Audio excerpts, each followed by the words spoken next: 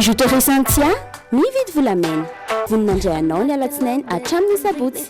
Merci toi amin'ilay nettoa vaovao. Nettoa ny ty vera.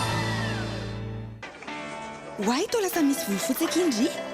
Le tsy inona izany ataoko amin'io? Saki manana vahaolana. Shampoing colorant belle pour une coloration parfaite et soignée. Tsy mitsahatra mikaroka izay tsara ho an'ny zanako Sleepy. Enao koa raha tianao ny zanakao safidio Sleepy. Talia ilay servieta tokana vita eto Madagasikara izay tsy misy toazy mihitsy. Matokisa n'ilay kalitao tokany Talia. Talia manolotra anao ny Le JD.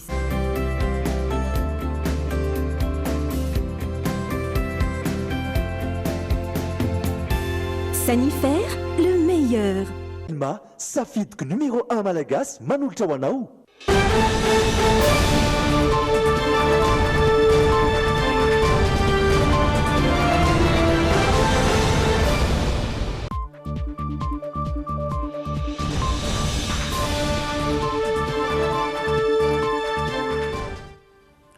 Sabotsy telo aogositra 2024 manolotra ny arapa tompoko lahy sy tompoko vavy ary manasa antsika mpanajana anaraka ny Le JT hatramin'ny farany ireto ary ny lohateniny vaovao androany. Angatany masovo Britanika ny ampodiana ny Ruth Johnson ilay mpampianatra 10 taona ny iray fiaramanidina tamin'ny Alana Kirtland. Tratra tao amin'ny seranantsambo ny Mahajanga ireo sokadranomasina no kasaina amidy, olona 3 no voaroro tamin'izany. Nametraka paikady vaovao entina miasa mandritra ny eningolana faharoa amin'ny taona 2024 ity ny zandarmariam-pirenena. Any Marovoay mampitaraina ny tantsaha ny fibodon'ny orinasa iray ny tany mirefy 9,000 hektara.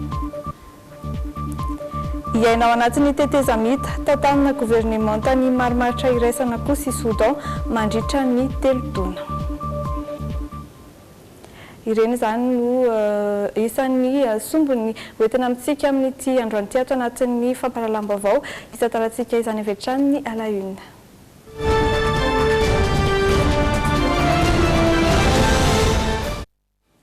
Mitana ny sain'ny mpanara-baovao ny tsy fahitana ilay teratany Britanika Alana Kirtland fantatrary fa angatany masovo Britanika ny ampodiana ny namany Ruth Johnson mandra-pavita ny famitorana tsy mametraka olana momba izay ny manam-pahefana eto amintsika raha toa ka tsy misy ny vesatra hiampangana io vehivavy 10 taona io izay ny iray fiaramanidina tamin'ny Alana mitoetra ny raha teo ny famitorana araka ity fanampanazavana hoentina amintsika ity.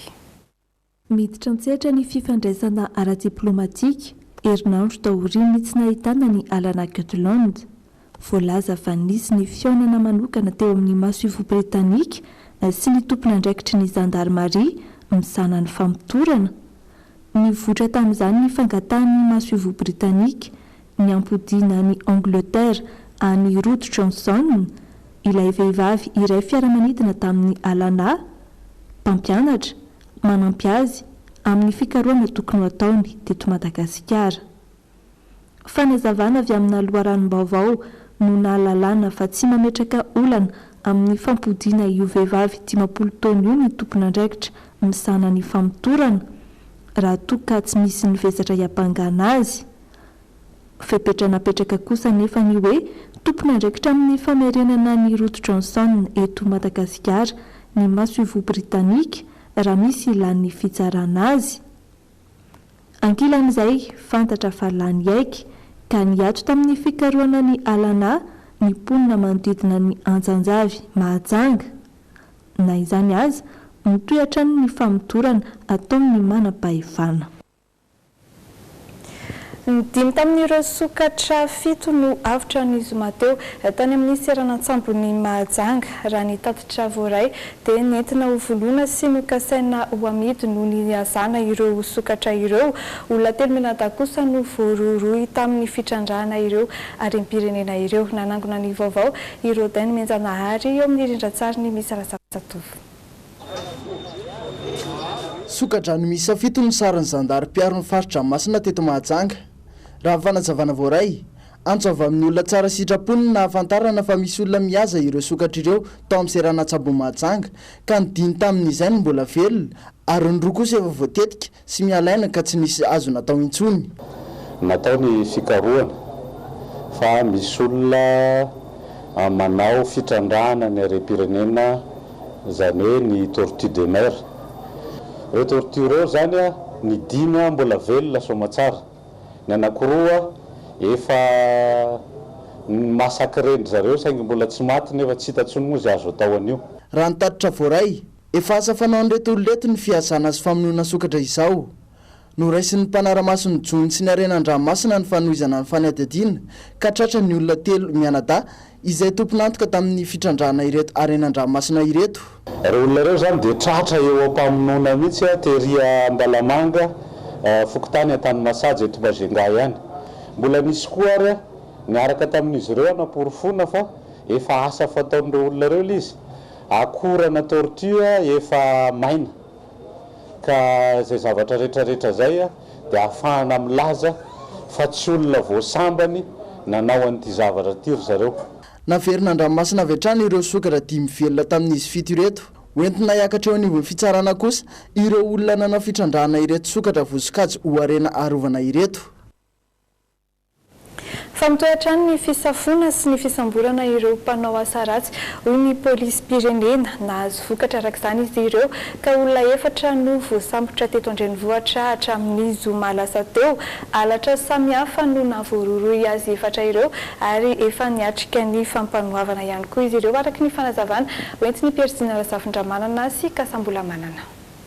Raim-pianakaviana iray nitondra rongony anaty sakosy no trateaky ny polisy-pirenena Tetsy Ambodivona ny alakamisy lasa teo.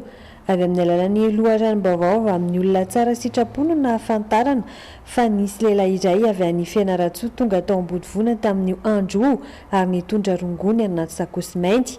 Nidina teny an-toerana avy hatrany ny polisy-pirenena ary nahita io olona voalaza io ka avy hatrany dia nidroso tamin'ny fisavana.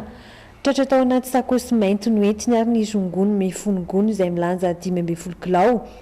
Noentina nano famitorana ity lehilahy ity ary nambarana tamin'izany fa olona avy any Toliara no nanankaramazy valoetsy ariary ka fandrony izao no nanaovany ity asa ity ary izao tratra izao.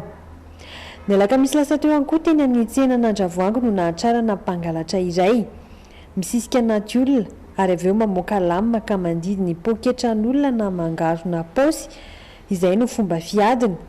Vehivavy mpiantsena iray ary no sendran'izay nisy nahatsikaritra nefa ny fihetsika io mpangalatra io ka tonga avy hatrany ny mpitandro ny filaminana ny sambotra azy. Fantatra tao aoriany ny famitorana fa 3 volana teo izay no nanaovan'izao asa ratsy izao ary no ny tsy fisiana no nandroboka azy tamin'izany. Nandritra ny fotoana nanaova ny polisy-pirenena fisafona ny aliny 1 Jolay lasa teo ihany koa teny Vatobe 17 hektara no nahitana le roalahy nanosika moto. Nosakanana avy hatrany ireo roalahy ireo ary notakiana ny taratasy ny moto. Taorian'ny fisavana nefa dia fantatra fa moto halatra izany. Hita tao anatin'ny seza mantsy ny taratasy izay misoratra amin'ny olona hafa ary voamarina rehefa nantsona io olona misoratra amin'ilay moto io.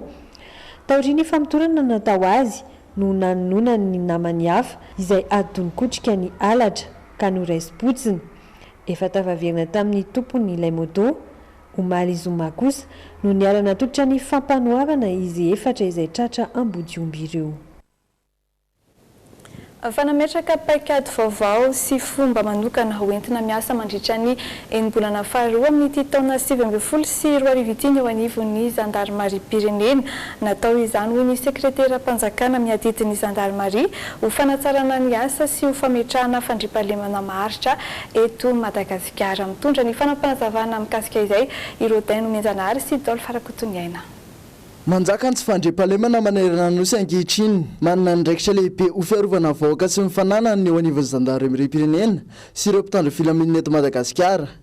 Tsy azo atao ambanin-javatra ny fiarah-miasa eo amin'ny samy mpitandro filaminana hoy ny Jenerara Valomana Richard ka tsy maintsy atao lara-pahamehana ny fanamafisana firaisan-tsaina eo amin'izy ireo. Izy ny atao hoe tokony tevratse professionnalisation du métier ny gendarme amin'ny lafin'ny sécurité zany zay fahaiza manao amin'ny gendarmerie dia misy koa zany a ny fahaizana miara-miasa zany a amin'ny acteur de sécurité rehetra na aminay zay samyzay a satria misy fanitsahana ndraikitra aminay zay samyzay na aminay a sy ny acteur de sécurité hafa dia izahana isy zany zay le fanatsarana kokoa ho amin'izay fandinihana ny tokony atao mba hampiavaka ny zandary sy hampiakatra ny lentany asa izay ataony no antony nampivoriana ireto lehibe ny zandarmaria manerana nosy ireto ary napetraka teto ny fanomezan-danja ny andraikitra sahan'ny zandary tsirairay sy ireo fampiofanana tokony ho azon'izy ireo mba tsy ho fitsangatsangana fotsiny ihany ny fiofana atao na eto an-toerana na any ivelany ho hiatrany ny sekretera-mpanjakany miadidiny zandarmaria-pirenena zany hoe ny tena tanjona zany a dia tsy ho fitsangatsanganana intsony ny fanaovana stage fa hitondra vokatsoa raha ohatra zany ka hoe stage efa atao mitovy amin'ny toerana ray na eto Madagasikara tsy afaka anao amin'intsony a ny zandary hafa fa teo aloha izy a misy an'izay hoe stage mitovy ihany no atao a zay efa nahavita stage ambony a tsy afaka manao stage ambany raha ohatra izy te hitsangatsangana any ivelany zany ka efa nahavita ohatry école de guerre tsy afaka anao stage a any ivelany intsony izy a ohatra hoe niveau na école d'état-major ray mbola ao ataony ihany a dia tsisy an'izay intsony ezaka ho tanterahana mba hanisihana avao eo amin'ny sehatra ny fandrimpahalemana manerana ny nosy ho an'ity embolana faharoa amin'ny taona 20 sora arivo ity izao fampifondronana ny lehibe ny zandarmaria manerana ny nosy izao raha tsy aivina nisy azy indray fankanan-keriny teto Madagasikara tatao anatin'ny volana vitsivitsy izao dia atantsika treo ny maresaka mikasika ny trangam-piarahamonina sy ny resaka tsy fandrimpahalemana lafombavao hafandray no entina amintsika rehefa avy eo fa zao aloha dia hiato kely vetivety ato anatin'ny dokam-barotra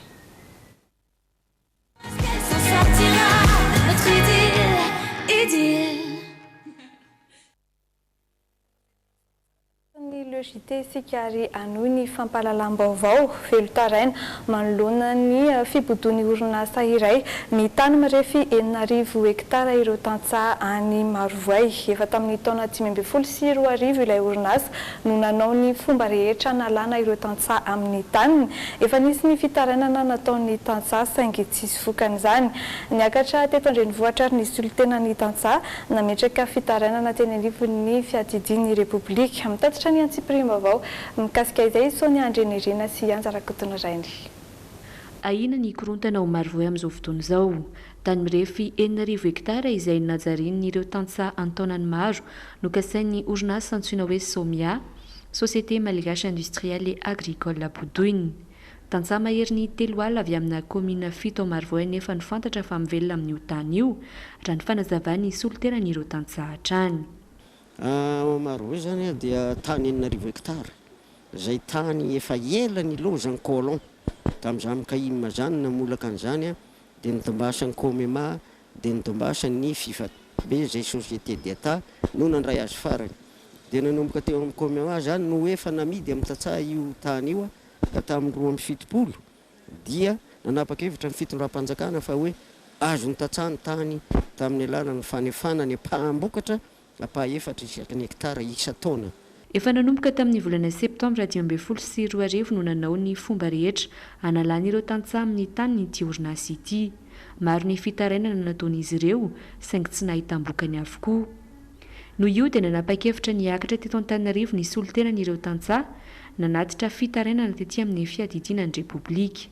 Izahay sanatria tsy hoe tsy makatia-n'izany vazaha zany fa naizana izatsika ka hoe misy tondra fampandrosoana mety sarotra be dia nakinana hoe hanosy-potanana zany raha ny fiainantsika amin'izao ty tena linan'izany raha ny vahoaka malagasy amin'izao ty ka raha ny fampandrosoana entiny hangalana ny tanimbary zay ivelomana eo indray dia lasa ohatrany tsy mety aminay zay zavatra zay. Andrasana noho io ny valin'izay fitarainana napetraka izy ireo tetỳ amin'ny fiadidianan'ny Repoblika izay. Ny antso ireo tantsaha rehetra any an-toerana ho tony moa ireto solon-tenan'izy ireo ireto mba tsy hitarany toe-draharaha izay efa manomboka mafapana ny Marovoay amin'izao noho io resaka tany io. fa ny tombo avy telo hoe ny asan-dranomasina tany Mahajanga noho ny fisian'ny alana ongo manampy betsaka amin'ny fiarovana ny tontolo iainana ary mampitombo sy miaro ireo drakaka sy ny vokatra an-dranomasina izay fisiana alana ongo izay. Ny hanatsarana izany indrindra ary no antony nampitomboana izy ny alana ongo eto Madagasikara araka ny vaovao nangon'ny Pierre Zafindramanana sy Anja Rakotonoraindry. Ao amin'ny alana ongo no mivelona ny drakaka, ny patsabe ary ny trondro samihafa. Fantatra ihany koa fa mifoka ireo entona karbona izay manimba ny sosona ozona izany. Ho an'ny Mahajanga izao ny hatsara ny vokatra an-dranomasina tamin'ity taona ity noho ny fiarovana alana ongo. Tafiditra anatin'ny politika mpanjakana araka izany ny andrakotra ala ny Madagasikara ka maro anisa amin'izany ny alana ongo na ny mangrove. Ho an'ny Mahajanga faharoa izao tamin'ny volana Jona iny mitotaly 5 hetsy ny alana ongo novolena tamin'ny velaran-tany 100 hektara raha toa 407 hektara ho an'ny faritry Boeny. Tamin'ny volana Jolay lasa teo tonga hatrany amin'ny iray tapitrisa izany. Tatsika fa ny ala ongo zany dia mitroka entona karbona 2 fois plus ny azo tsotra zany. Dia ataontsika marobe izy io ary ekina ny toe-karenantsika izy io mijono amin'ny ny ataontsika hoe sakafo zany ny sécurité élémentaire ny malagasy. Fokontany folo eto an-drenivohitra kosa no misitraka ny tetikasa fanabeazana ny olom-pirenena andraindraikitra ary isan'ny ampiarana izany ny eny Anosy Andrefana faharoa manao laharam-pahamehana ny fandriampahalemana sy ny fanomezan-danja ny fotodrafitrasa iombonana. Miainga avy amin'ny olom-pirenena kosa ny fampandrosoana hoy ny tompon'andraikitry ny CDA izay mpitarika ny tetikasa ho an'ny fanabeazana ny olom-pirenena andraindraikitra sy ho an'ny fitondrana tsara tantana. Iray amin'ireo fokontany ao anatin'ny boriboritany fahefatra ny eny Anosy Andrefana faharoa ahitana mponina mahery ny 3,000 sy iray alina, izany hoe tokantrano mananika ny 2,000 eo. Ankoatra ny ady amin'ny tsy fandriampahalemana, laharam-pahamehana ihany koa ny fanatsarana ny fotodrafitrasa eny fotony.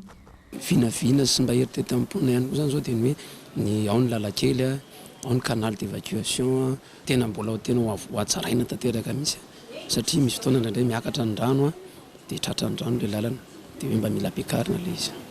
Mavitrika mandray andraikitra ny mponina eny amin'ny boriboritany fahefatra ka nofidian'ny CDA manokana hisitraka ny tetikasa momba ny fanabeazana ny olom-pirenena hipakana amin'ny fampandrosoana iraisana sy ny fitondrana tsara tantana. Miainga avy amin'ny olona tsirairay amin'ny olom-pirenena tsirairay ny fampandrosoana fa tsy miainga avy eny amin'ny Boraona tetikasa milatsaka dia izay no hanaovana hitondrana fampandrosoana ity amin'ny fokontany.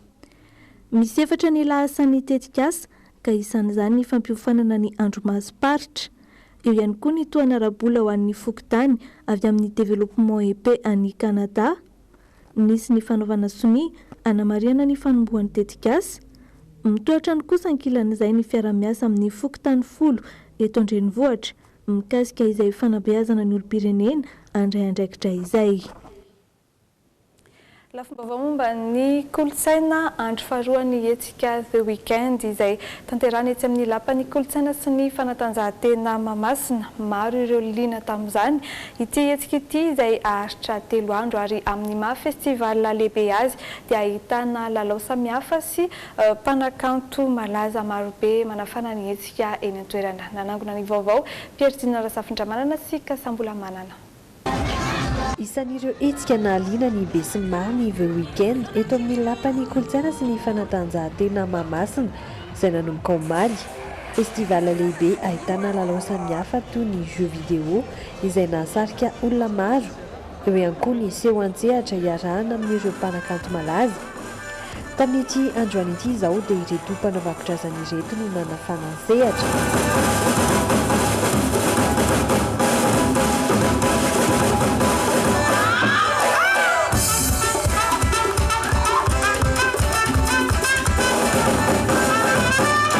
Ny androany sy rapitso misy ny fête foraine, sport extrême, karazana jeux association forte, ny tir sy ny maro hafa. Dia izy ihany koa an'ireo passionné ana drone, ny télécommandé sy ny miniature vite zay dia izy ny concert géant iarahantsika amin'ny mpanakanto tahaka ny Shaina, Dinaiza, Dalvisa, Rabosa sy maro hafa iarahantsika amin'ny Grand Palais izany. Noho izany mpikarakara hatrany ampiavaka ny hetsika avy eo weekend na dia voasambany aza no nisy takizao teto Andrenivohitra. Azo ny anjarany avokoa ny tsirairay amin'ity hetsika ity. Dia ny tontolo andro ny alady ito ihany ny animation dia amin'ny roa randray misy ny concert géant izay iarahantsika amin'ny Colombe, Jackson Boys, Zay, Tovitray dia Natex. Mandritra ny hetsika zany dia miandry 20 000 personnes eo zay zany hoe 6 000 personnes par jour zany no andrasan'ny festival weekend mandritra ty hetsika ty. Rampitso alahady no mifarany nanive weekend ety amin'ny lapan'ny kolontsaina sy ny fanatanjahantena ny Mahamasina. Fa tonga indray ny fotoana iarahan'ny TDL amin'ny mpankafy azy fideranan'Andriamanitra Ankira anehoana ireo hira taloha sy ny hira vaovaon'ny tarika. Rampitso ny fotoana iarahana amin'ny tarika TDL eny Antsahamanitra.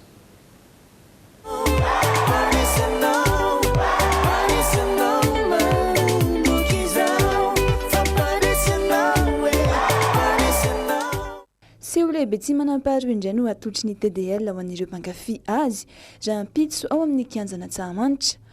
Hoirainao daholo ireo hira ny tarika rehetra. Ivoaka Rampitso raha teo ny kapila mangirana fahatelo an'ny tarika. Dia misy fizarana efa mipetrapetraka zany ao nomaninay fampafatarana ny volume 1 zay tianareo be hatramin'izay, dia nisy koa ny volume 2 dia fa ny extrait ana volume 3 dia anisany azo tombony zay tonga Antsahamanitra Rampitso zany amin'ireo hira vaovao.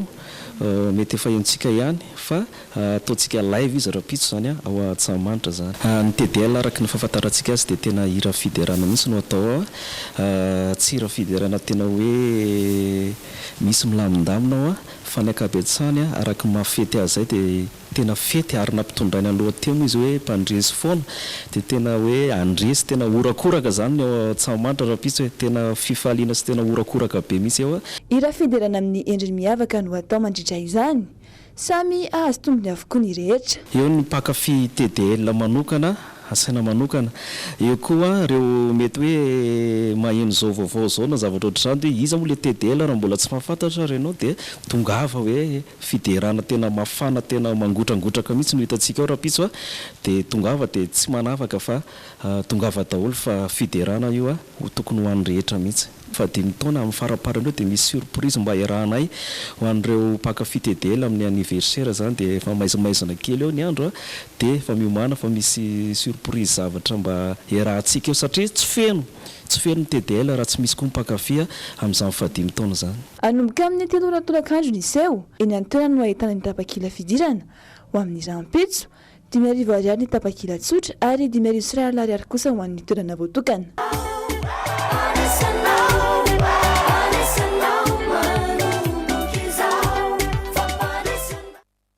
Ivatsika amin'ny maresaka iraisam-pirenena isika vita soni ny fifanarahana teo amin'ny fahefana miaramila sy ny solitena sivily hamahana ny crise politique ao Soudan. Fantatra fa iainao anatin'ny tetezamita tantanana gouvernement tany marimaritra iraisana ny any Soudan mandritra ny 3 taona. Everina ho efa dingana goavana zany raha ny hafaliana hita sotra tamin'ny endriky ny vahoaka Soudanais nandritra ny lahateny fampahafantarana izany. Kasi fifaliana toy izao ny teto Khartoum renivohitry Soudan o Mali. Vita ny fifanarahana teo amin'ny solitena ny mpanao fihetsiketsehana na ny ALC sy ny fitondrana miaramila rehefa ny fanankalo-hevitra nandritry ny 2 andro. Amin'ny anaran'ny fikambanam-be afrikanina sy ireo solitena sivily sy miaramila nikasaka ny vahaolana mana ny crise politika eto Soudan no anaovako izao fanambarana izao. Faly amin'ny lazan'ny vahoaka Soudanais tsy ankanavaka Oreny afrikanina iray manontolo fa vita ny fanarahana araka ny lalana velona. Araka ny fanovinavindaina nanomboka ny volana Jolay dia fitondrana tetezamita ahitana mpitarika 12 ka ny 5 avy amin'ny miaramila arenina sivily no najoro. Mandritra ny 3 taona no fiampitoana faharetan'io tetezamita io raha tsy misy ny fiovana. Nijanona ho teboka mbola hodiny ena kosa ny fandriampahalemana, ny fahaleovantena ny fitsarana ary ny fahefana tokony ho ananan'ny gouvernemanta.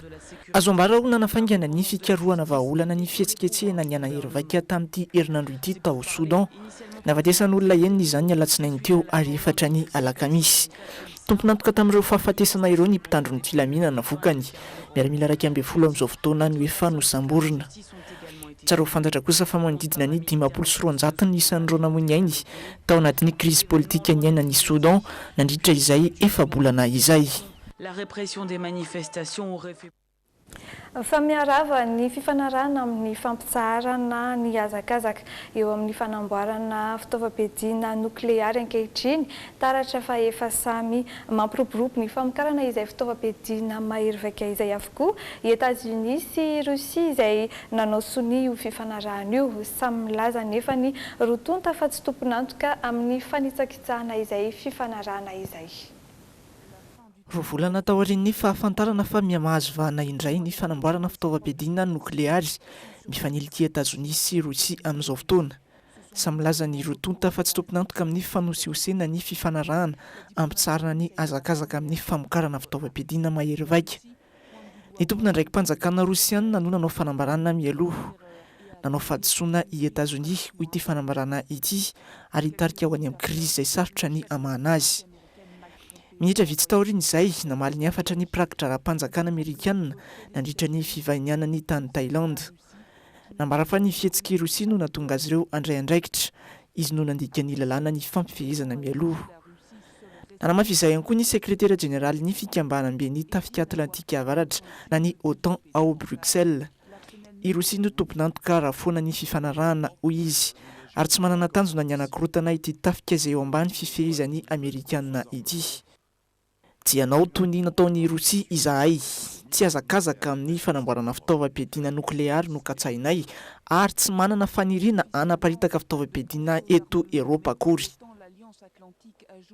Izay no nambara ofisialy fa raha ny zava-misy ankehitriny dia toa maniraka ankolaka ny rotonta ampiroborobo ny fanamboarana fitaovam-piadiana mahery vaika ny fifampiatsiana misy. Marina fa efatra amin'ny vanim-potoana ny siniady mangatsika tamin'ny taona 720 no efa nosiniavina ny fifanarahana ampitsarana ny fifaninanana amin'ny fanamboarana fitaovam-piadiana mahery vaika na ny FNI. États-Unis sy Rosia no nanao soni izany. Efa nilaza ny aiainy amin'ny mahazava-doza ireo fitaovam-piadiana nukleary ireo ny vondrona Eropeanina sy ny firenena mikambana. Dia izay ny actu fa ireto kosa indray ny zana-pandaharana no manana ho antsika manaraka. Zazavavy kely iretam-po manan-talenta amin'ny fifehezana karazana zava-maneno izy ireo no hitantsika ao anatin'ny Kilonga Kinga. Fikajiana ny tontolo iainana amin'ny fomba hafakely kosa no aseho antsika ao anatin'ny insolite fanamiana vita amin'ny sachet plastique. Iarahantsika mijery ireny rehefa avy eo fa zao aloha dia hiato vetivety indray ato anatin'ny dokam-barotra.